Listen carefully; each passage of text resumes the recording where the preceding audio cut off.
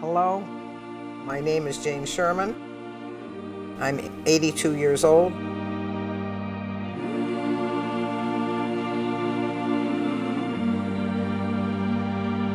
My first Jewish memory was the vote at the United Nations.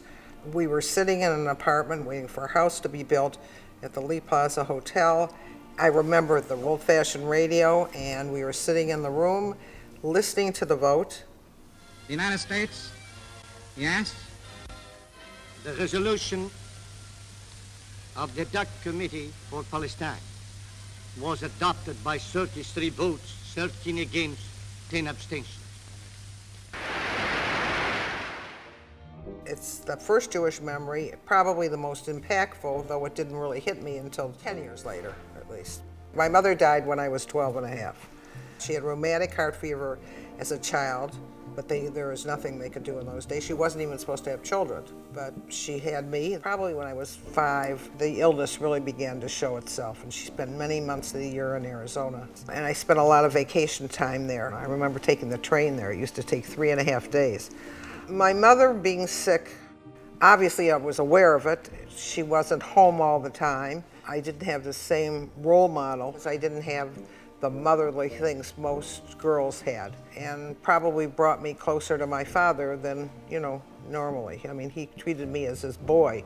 I went to every baseball, football, and hockey game that Detroit had when I was a young girl, before my mother passed away. I went to school in St. Louis. I lived with a family there. I like to tell people it's where they sent wayward children. But I was so happy there. I was in a small school, public high school in Clayton, Missouri, and I loved it. And so I chose to stay there right through high school. It was very important to me. My friends were there, and I had created relationships in the 7th grade on. And I graduated in a high school class of only 136 people, which today is unheard of unless you're in private school. There was no Jewish tradition in our home at all until after I married my husband and I'd been to Israel, that we became a much more entrenched Jewish community. I keep a kosher home. We celebrate all the holidays, and we do not go out on Shabbat. Well, we met the first time when I was 16 years old, and in those days they had Sweet 16 parties. And I needed a couple extra guys you fixed up the girls with the boys at the Sweet 16 parties. I know for you guys, this is gonna sound crazy, but this is what we did. So I needed a couple extra boys, so I called my cousin Marvin Davidson, and I fixed them up. And the next night, Marvin told Larry to bring me to this party he had out in Pine Lake, so I went to this party with Larry. I had never met him before. He got stone drunk. I didn't see him for 3 years. And then we were fixed up 3 years later by my girlfriend that lived across the street from him. After our first date, I knew we were going to get married. He asked me to marry him, but of course I was just finished my first year of college, and my father wouldn't even let us get pinned, and he had to go into the Army. It was another year of college. I came home, we got engaged, and we got married 6 months later. My father decided to send both Larry and I on what was then a young UJA, United Jewish Appeal, was called the Young Leadership Mission. And we were the babies of the mission. I mean, I was 22, 23 years old, Larry was 25, and most of the people were in their 30s. But we went to Austria, Mauthausen, and then spent 2.5 weeks in Israel in August. And I wanted to make Aliyah. There was no doubt about it. Larry's excuse was the country at that stage needed engineers and technicians and doctors, and he was a retailer, and he said he didn't think he could add anything to the country. So he came home, and we were living in Florida at the time. He was running hotels for my father, which lasted a couple of years.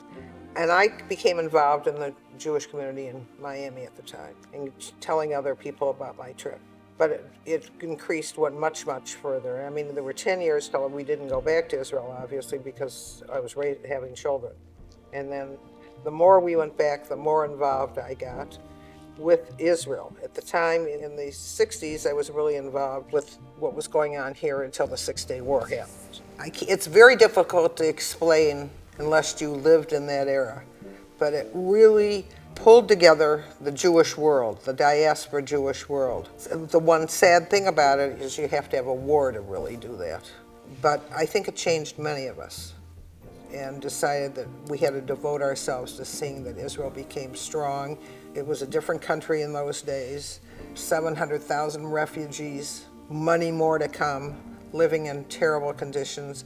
Many of them, even if they'd been there a while, have never gotten out and had the proper advantages. And I think it changed the fact that this army could win a war against 6 and 7 other armies. And yet, when you get over there, you feel that what was happening within the country was creating a third class. I must have gotten involved in the Russian movement through UJA at the time. There was a group, National Council for Soviet Jewry, I think it was called. I became involved with them. And then I started traveling to the former Soviet Union with groups from UJA. We would go to places like Baku, Azerbaijan, I mean, all over I went every little shtetl in the former Soviet Union, taking over things that the Russian Refuseniks could use to live their life out. Every Russian that applied for an exit visa basically lost their jobs, means of support. So the big item for years was blue jeans and cameras. They could use the cameras also to photograph books, so they'd have Jewish books to use. We'd take over these items, we'd go and visit the Refuseniks. You couldn't pick up the phone and call them and say, hey, John, I'm here, let's go. You'd put a kopeck in the phone, or a dime, dimes work too, and you call somebody up and you'd say in Hebrew or Yiddish, I'm here, and they'd tell you where to meet them or how to get there or how to go on the subway, and you'd go meet them someplace. Sometimes you'd go to their houses. All these different people we were able to meet and give some hope for life.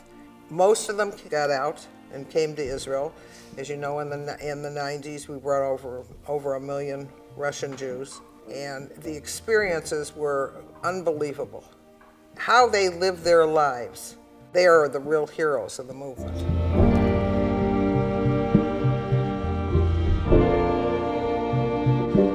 14,000 Ethiopian Jews came into Israel in 2.5 days. It's written in the history books. It's an amazing feat. And we flew them into Israel, and we took them and put them in hotels because we didn't have absorption facilities for them.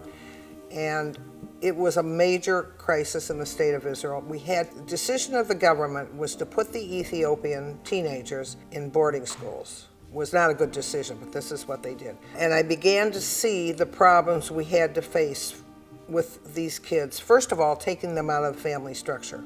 Secondly, teaching them, most of them were 12 up to 18 years old, and they had to learn to read and write Hebrew. They had to learn to live in a country that they didn't know. I mean, it's a mentality we can't understand, but this is what they lived with. And they also, one of the biggest issues is you took a whole population that came from a very patriarchal society and threw them in a matriarchal society, and this completely broke down the family structure. And I chose to dedicate a lot of my time working to correct that situation. So a lot of the programs that I was involved in were to help the Ethiopian population. I'm not the only one. I mean, there's thousands of us that do it, but I felt this was very important. Today, we've had fabulous successes from the Ethiopian community. They've become doctors and lawyers and judges and members of Knesset.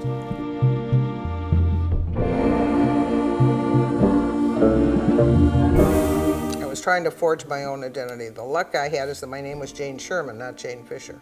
I mean, obviously I had got to places because who I was and who I got to meet, because my father was Max Fisher. I can't deny that. But I would hope the positions that I achieved were because I was Jane Sherman. I did work together with my father. The most work I did with him was when I went on the Jewish Agency Board.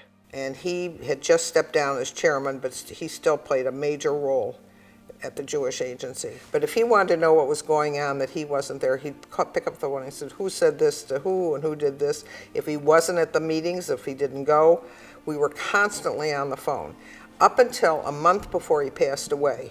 I'll tell you an interesting story. The government of Israel owed the Jewish Agency $450 million. We had made a deal with them a number of years ago where we sold them our youth aliyah villages. And at the time, Bibi was Minister of Finance. And Carol Solomon, I think, was chairman of the Jewish Agency, and she and I, because of the role I played with the youth aliyah, were asked to go to Bibi and get the money get them to pay off. My father knew about this deal. He was sitting in the hospital with wires coming out, and before we left, he called me on the phone. He says to me, "Don't you walk out of that room without that money." And we walked in Bibi's office. He was, as I said, he was Minister of Finance, and he comes out of the room, and the first thing he said to me, he says, "How's your father?" And I said, "He's not doing well, but I'm telling you what he just said to me on the phone." He said, "Don't walk out of this room without that money." Now, obviously, we got the money, or I wouldn't be telling you the story. I hadn't left his office. I hadn't been gone 20 minutes when my phone rang. My father calling, asking what was going on. This is a couple weeks before he passed away. But that's how his mind worked. He couldn't let it go, and I'm much the same way. I want to know everything that's going on at every minute of the time.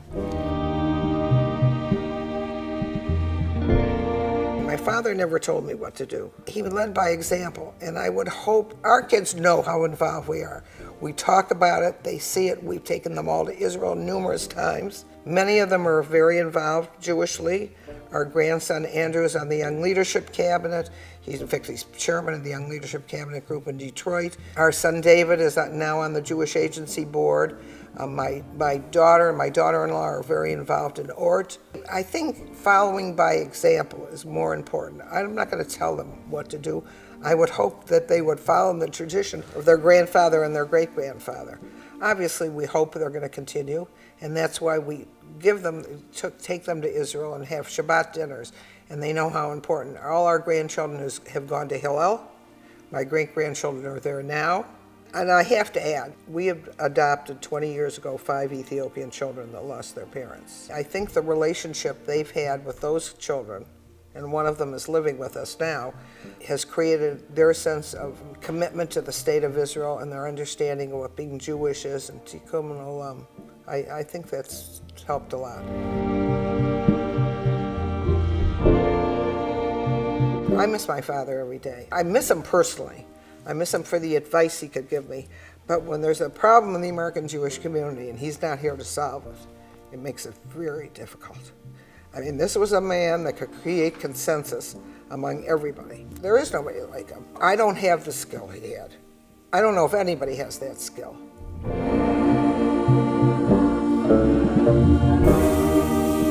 I would hope my children, my grandchildren, my great-grandchildren would understand the importance that Larry and I have spent with creating a Jewish home to guarantee the future of the Jewish people. And if they can do that and continue that tradition, I think all the stuff we have done will have paid off. I think that's the legacy I'd like to leave. And if they remember that, I think that's enough.